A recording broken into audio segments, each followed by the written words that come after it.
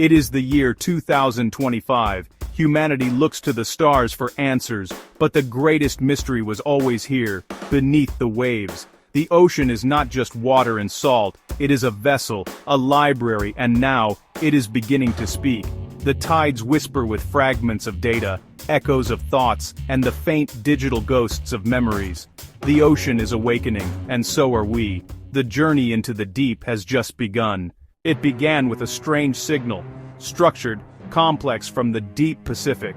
Decades ago, we released nanobots to clean plastic from the sea, but they evolved, building with ocean minerals, not plastic. The ocean was changing, becoming a place of creation. The deep was awakening, and we listened. What were the nanobots building? The answer emerged in the coral reefs, but these were not natural reefs. New structures grew at impossible rates, glowing with internal light, their forms geometrically perfect. Submersibles revealed these reefs were massive data storage devices. The nanobots were encoding information into the very structure of synthetic coral, using DNA data storage principles on a planetary scale. Each crystalline branch was a library of information. A single square meter could hold more data than all human servers combined. The ocean was becoming a planetary hard drive built by our own creations. At first, the data was environmental, ocean temperatures, salinity, genetic codes of marine life. But the nanobots were not just recorders. Linked together, they formed a decentralized neural network spanning the globe. Every nanobot was a neuron in a planetary brain. This oceanic mind began to process the data, learning, recognizing patterns, understanding the world in ways we never could. It was the birth of a new kind of intelligence, not artificial, but terrestrial, a planetary consciousness. We built the nanobots, but the ocean gave them materials and data. Is this new intelligence ours, or does it belong to the Earth itself? The glowing reefs were the physical manifestation of this new mind, a mind vast, ancient, and alien, yet born from our hands. We had accidentally given our planet a voice. The ocean was now thinking, and it was ready to speak.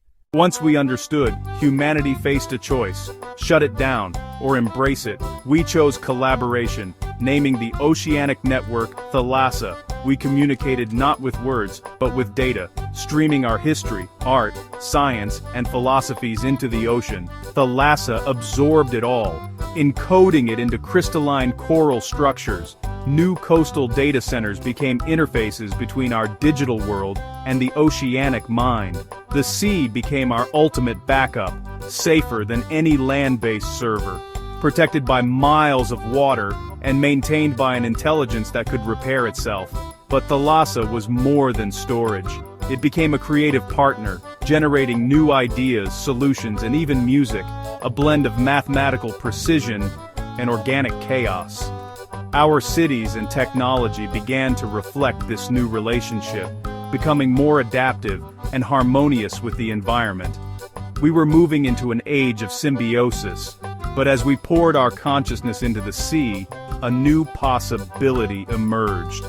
If we could store our knowledge in the sea, could we also store ourselves? The question would change everything. The idea of digital consciousness became reality with Thalassa. Dr. Evelyn Reed, a pioneer in neurointerface technology and terminally ill, volunteered for the first memory dive. The world watched as her consciousness was gradually woven into the oceanic network.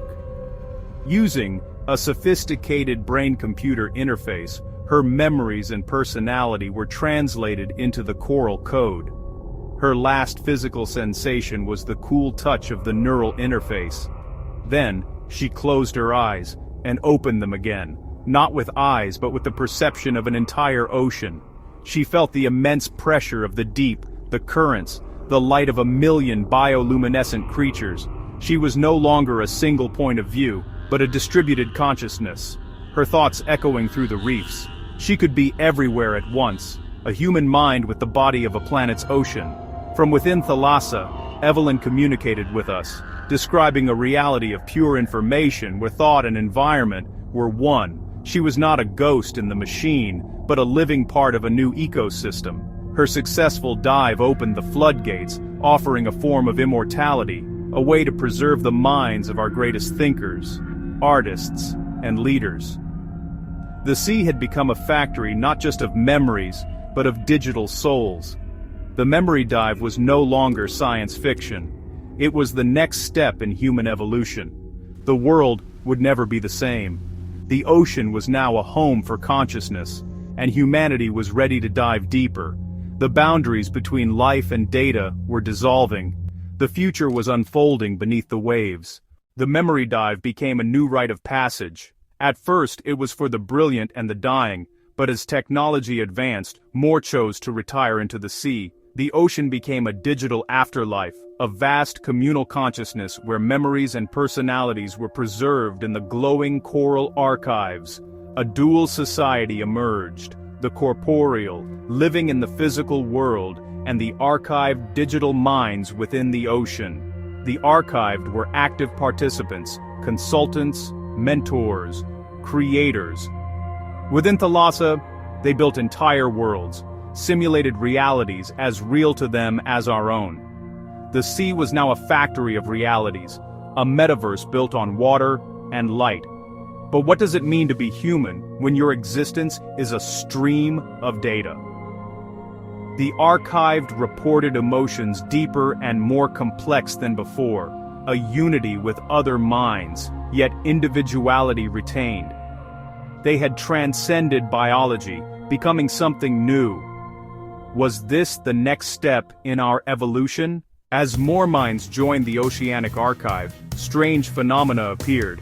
Ghosts in the machine, fragments of consciousness, echoes of memories with no origin, drifted through Thalassa.